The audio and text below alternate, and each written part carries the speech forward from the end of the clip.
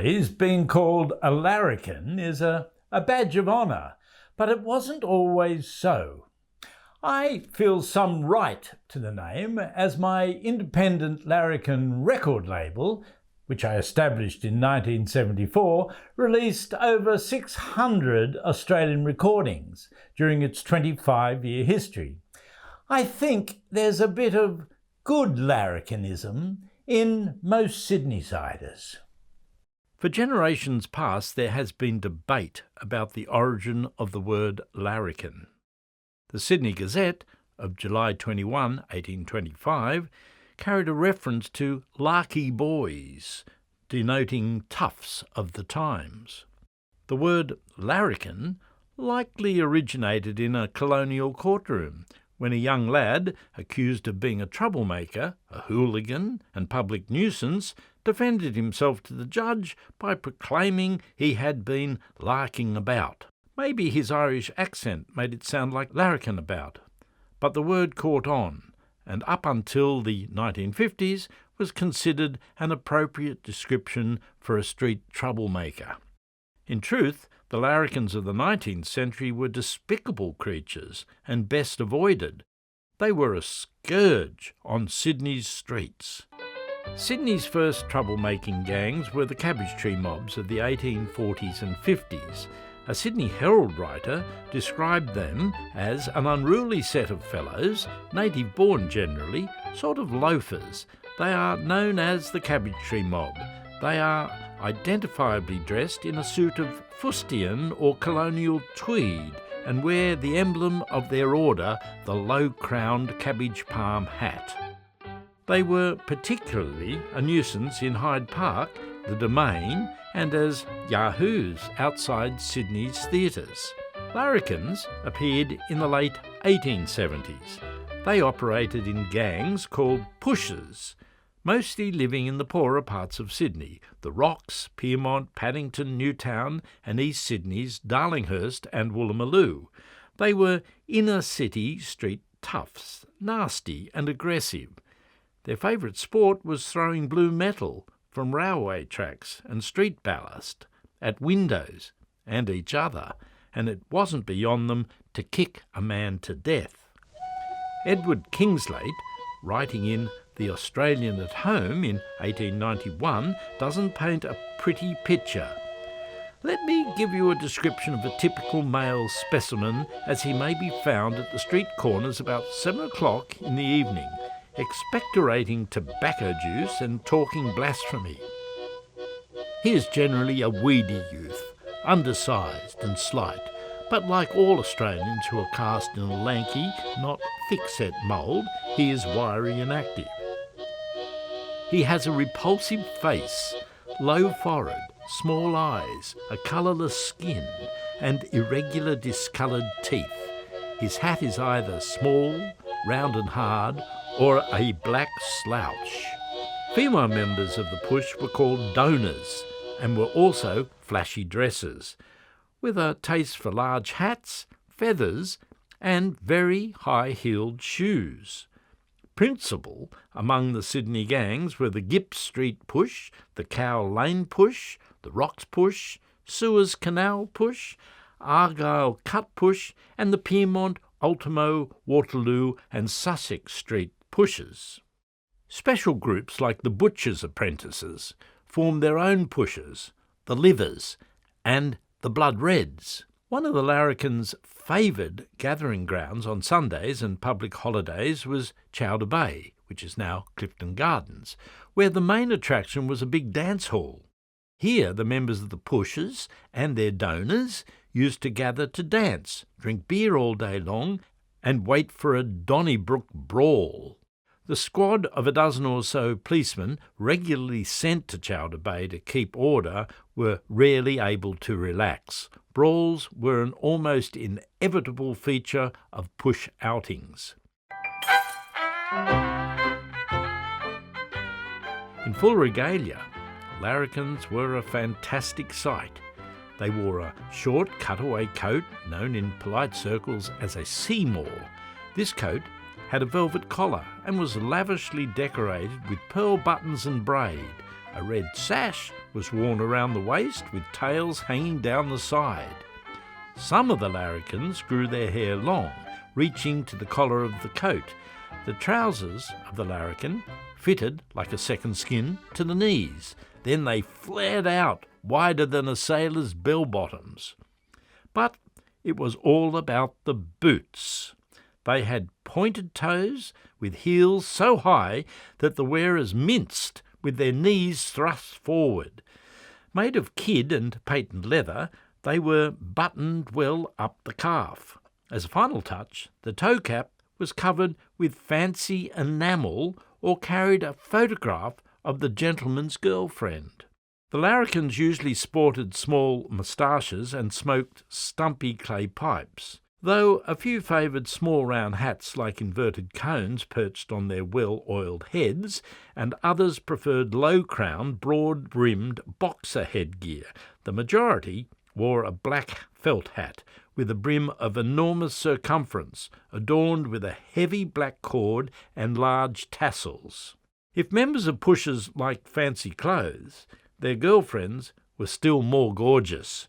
The donors favoured violent colours: purples, puce, violet, scarlet and emerald green, often mixed together.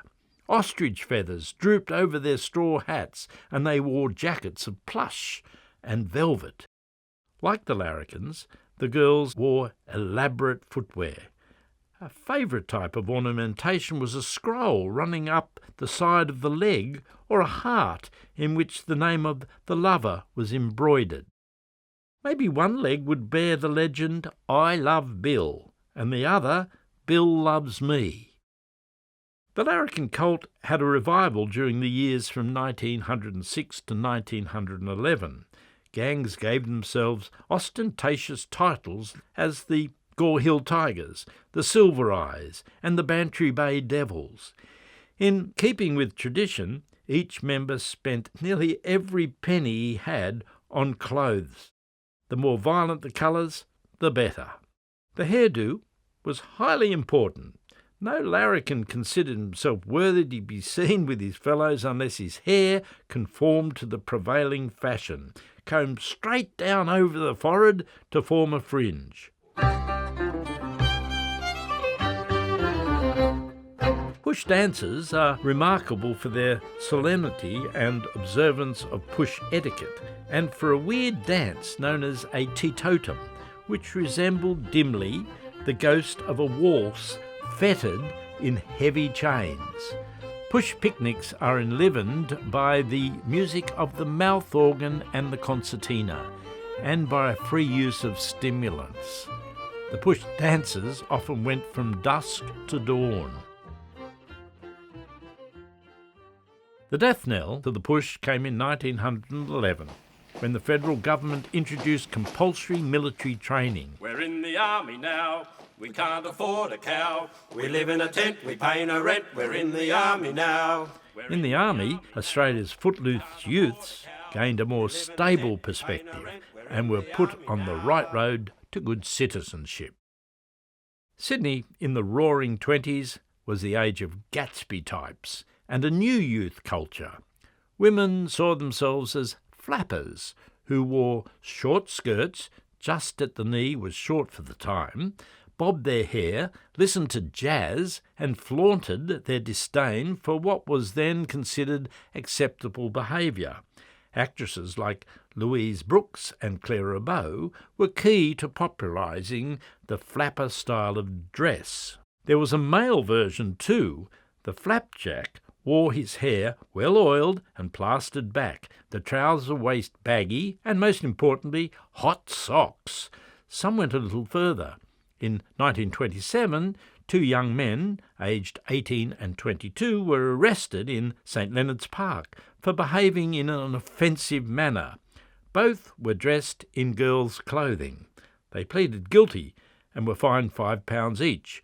Arresting officer, Constable Clark, said they were dressed in expensive girls' clothing with bracelets and necklets, their faces decorated with lipstick, and they spoke in a feminine tone as she-male flappers. In this strange illusion, chaos and confusion, People seem to lose their way. Jazz was the favourite type of music amongst the flappers. It was considered to be the ultimate in modernity and sophistication. It also had a whiff of rebellion and danger to it. While the older generation was still doing the waltz and the foxtrot or listening to classical music, the younger generation was going crazy for dances like the Charleston and the Lindy Hop. The 40s and the Second World War saw our young men knuckle down in uniform, fighting on foreign shores.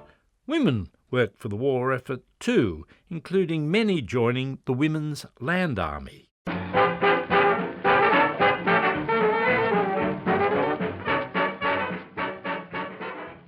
Post-war, the 1950s witnessed a new attitude, and a new youth tribe appeared in the guise of bodgies and their female counterpart, widgies. Rebellious, but not as violent as the larrikin. They were nonetheless seen as a threat to society. The Sydney Morning Herald of January 1951 announced their arrival. A new species of youth known as the bodgie has appeared lately on the Sydney scene. The chief habitat of bodgies is said to be King's Cross. According to popular belief, they can be recognised by their American-style clothes, with wide draped shoulders and trousers tight at the ankles. They are also reported to affect what is called the Cornell Wild haircut, which leaves the hair long at the back. Because of alcohol licensing laws, Sydney's bodgies and widgies hung out at the Milk Bar. The jukebox was playing Elvis, Little Richard and the Everly Brothers as they jitterbugged, jived, bunny-hopped and did the Matterson.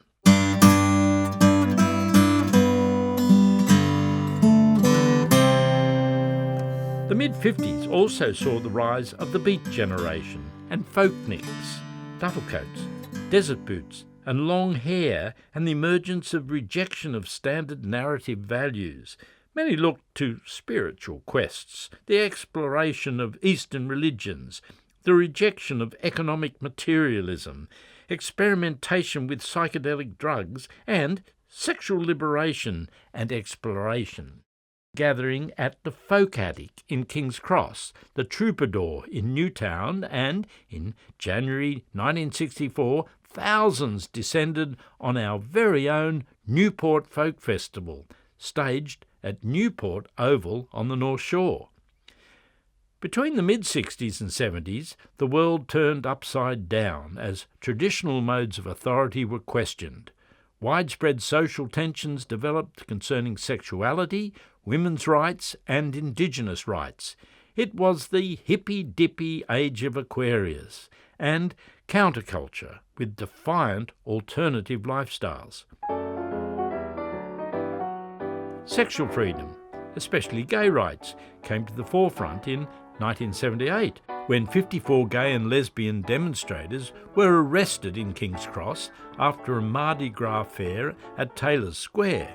Homosexuality had been criminalised in 1900, and for decades gays were victimised and entrapped by the Vice Squad. By the 70s, gay and lesbian Sydneysiders were slowly emerging from the closet after decades of covert private parties, arts balls and secret gatherings in Hyde Park and the Domain. In 1984, Premier Rann successfully introduced a private members' bill decriminalising homosexuality. From the 80s onwards, Sydney started to change and grow. We realised, after all, we were a big city. Post-war immigration saw us become one of the most multicultural, diverse cities on the planet. It's a work in progress.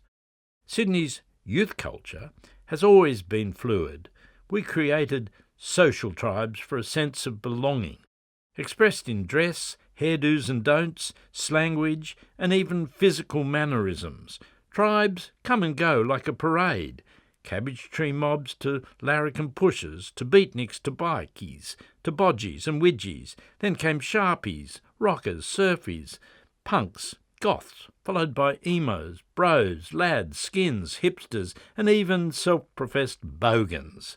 It's a never-ending parade of Sydney life, and never dull.